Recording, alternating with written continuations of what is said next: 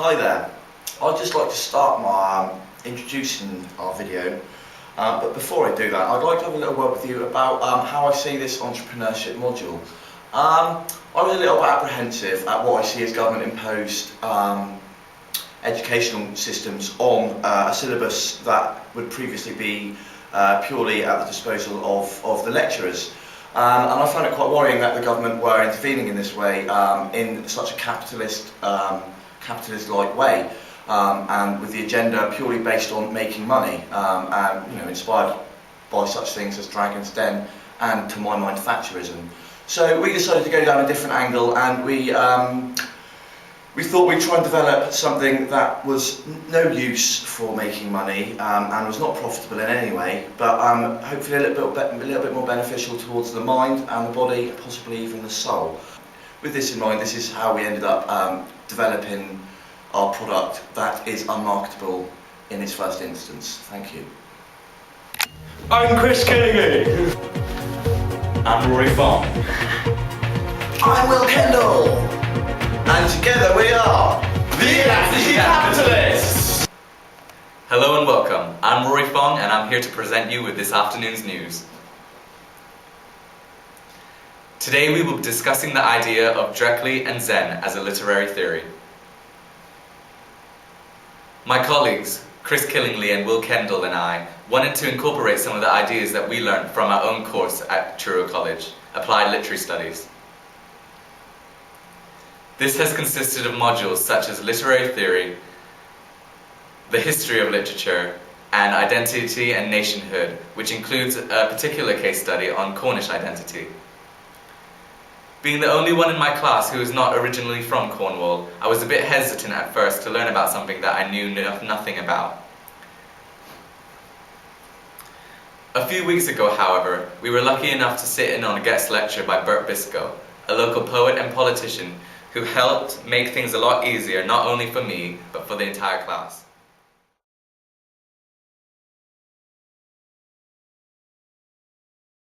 Okay. I think that when you talk about Drekly, you're talking about a kind of a discipline of accumulating a whole pile of different facts, different thoughts, different feelings and emotions, and bringing them all together in order to make a poem or a piece of creative writing, or a painting or music or whatever it happens to be. And I think that in that process, that's where the Drekly moment lies. Because when you hit the Drekly moment, what you're actually doing is finding the precise moment when all the factors that you want to encapsulate into your piece all come together into a perfect kind of juxtaposition, or as astronomers would say, an alignment. And I think that if you look around the world at different cultures, you will find that in a huge number of them there are different descriptions for the same process. And it is one of the things that distinguishes Cornish culture as being a distinctive culture, that it does have at its heart this concept, this intellectual and emotional concept of Drekly, which is identifying the perfect moment when all the factors are perfectly aligned in order to make the action, whether that's making a painting, playing a note, or writing a poem, or welding a piece of car to another piece of car. The Drekly moment is at the root of when you will achieve the best possible outcome.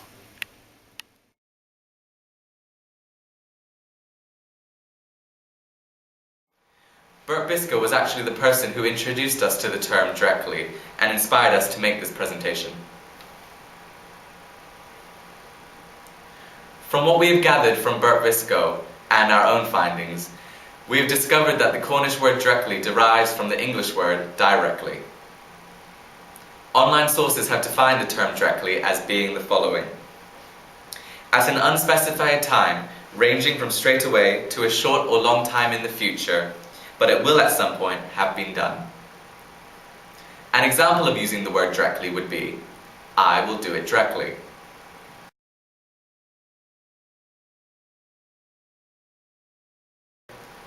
This t-shirt shows that the idea of Drekly has developed in the modern society as it is prevalent in the Cornish identity and in turn embedded in the British national consciousness. Many people claim that the phrase may have originated from waiting for the correct weather conditions for boats to go out to sea.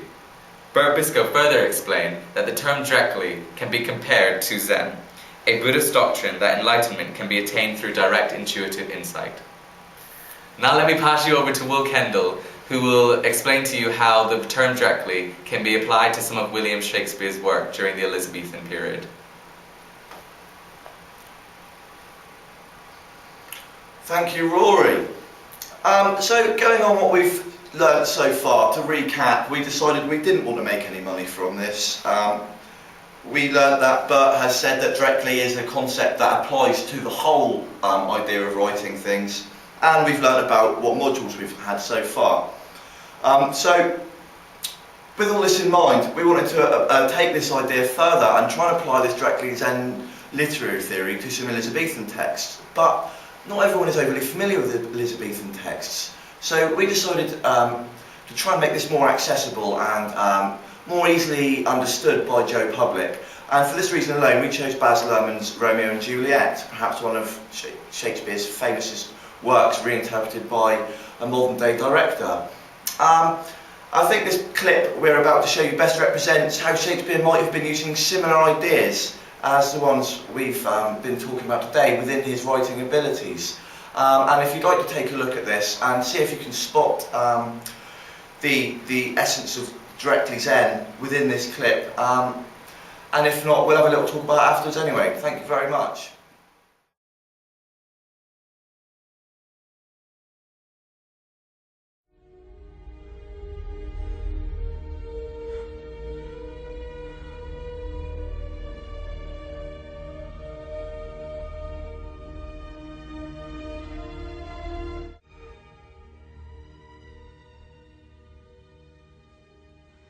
My love,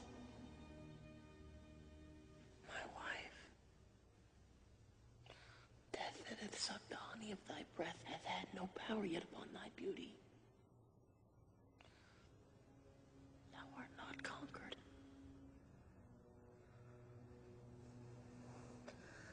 Beauty's ensign yet is crimson in thy lips and in thy cheeks, and death's pale flag is not advancing there.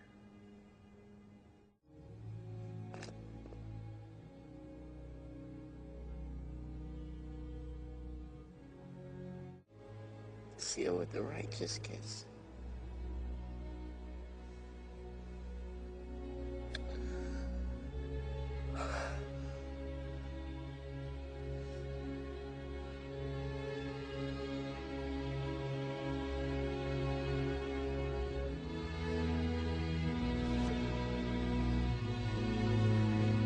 Dateless bargain to engrossing death.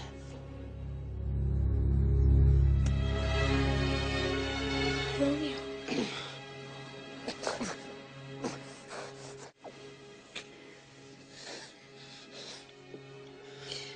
Here.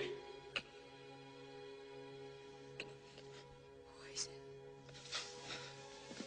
Didn't call and left no friendly drop to help me after. Now kiss thy lips. Place some poison yet to hang on.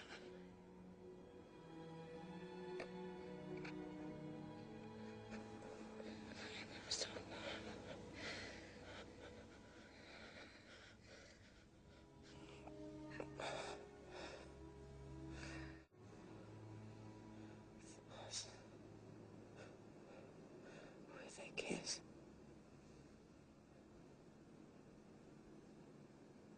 And die.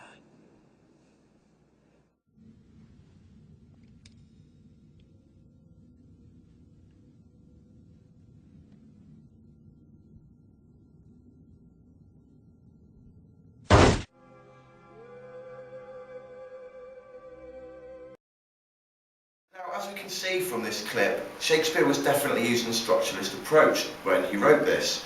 The timing of the piece is imperative. Had the timing be even subtly different, the storyline would be dramatically affected, and instead of having perhaps one of the most famous tragedies, we would have had a story that seems to have a lot more happy ending, and indeed finishes on a more positive note, perhaps giving it a more moral stance. As is the case, this was not how it was to be, and Shakespeare did definitely use a Drekly Zen-like way when writing the piece. The moment is perfect in forms of tragedy, and I think we can see this both from what Bert has said and from the research we've also shown today. Thank you. Back to you over in the studio, Rory. Thank you, Will, for that very informative piece. Now I hand you over to Chris Killingley, who will discuss how the term Drekly can be applied to the year 2010. Call of Duty, Black Ops.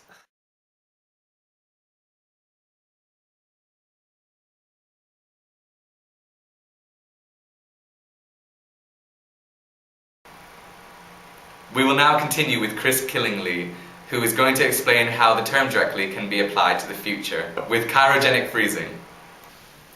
We've applied Drekly to the past and to the present, so we thought what better way to finish our presentation by using Drekly in a future sense. We decided that cryogenic freezing was a perfect representation of this. Cryogenic freezing is basically when a human decides that death is probably nearing and they don't want their life to end, that they get frozen with liquid nitrogen rather than water, because ice would damage the cells and the tissue of the human body, and then wait for the technology to be discovered for them to be successfully unfrozen, as at present they do not have this technology. Even though they don't have the technology to unfreeze the body at the moment, they believe that this freezing process would preserve the body for up to 1,000 years.